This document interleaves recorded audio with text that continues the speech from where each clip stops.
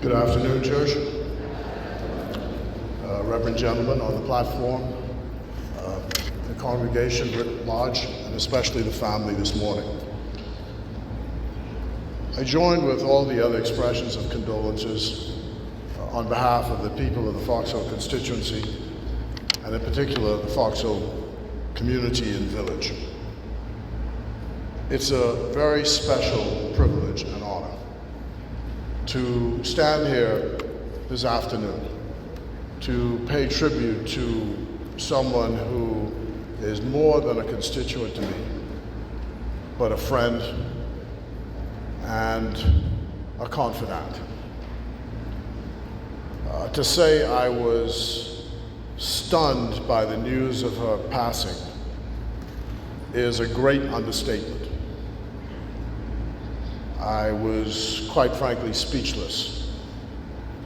And as they say in the lexicon of today, I just didn't see that coming. Not for 1 minute, not for 1 hour, 1 second.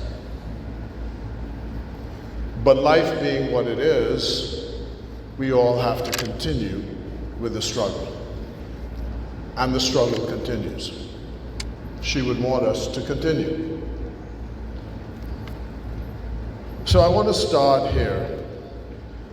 The Bacardi Company has a formula for what they make, and they keep it in a vault so people can't get to it.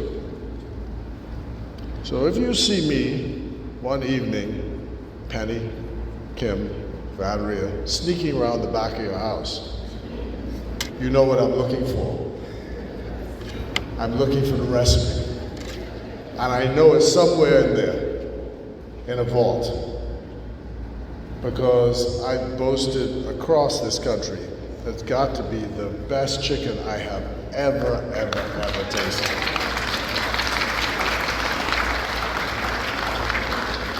But I think she passed it on. One of you have it, right?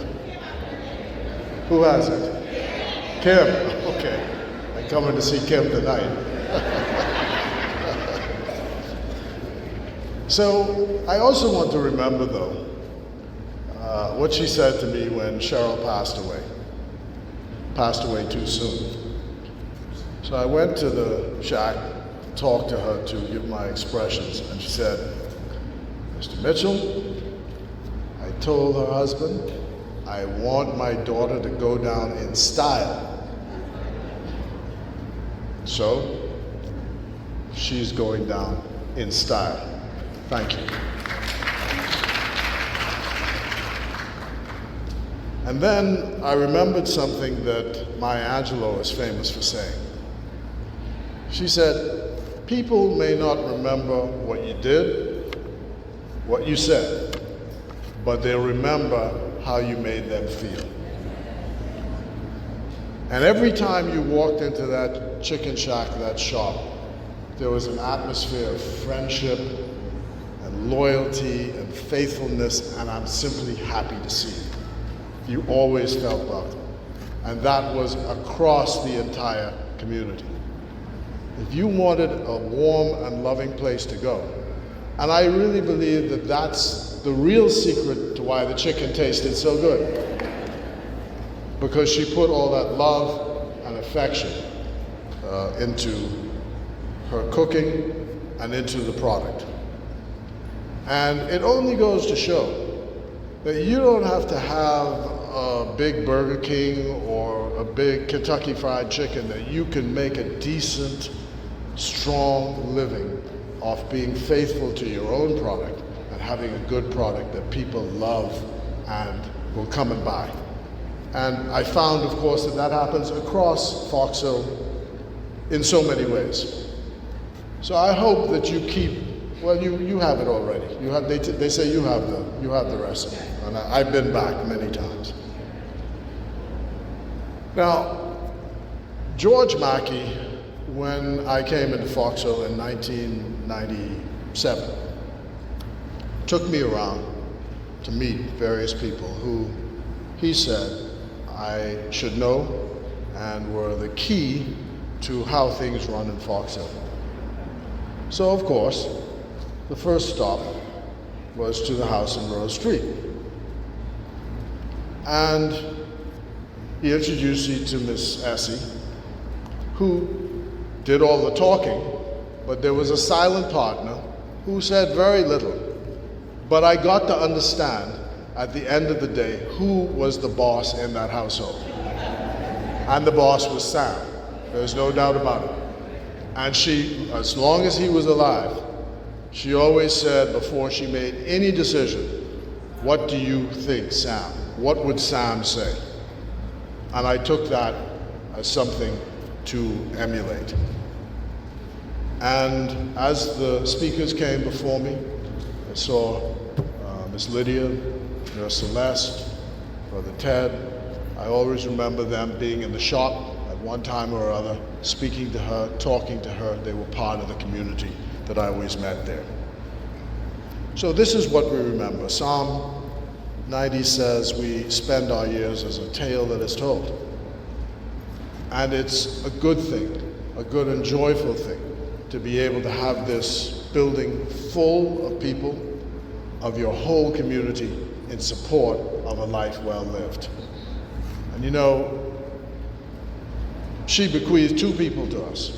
I see he got his face makeup today, but you know, he'll fix that by tonight, I'm sure. But Jason, her expression was, "Oh, Jason." But she loved him as she loved all of you. And she looked out for him to the end.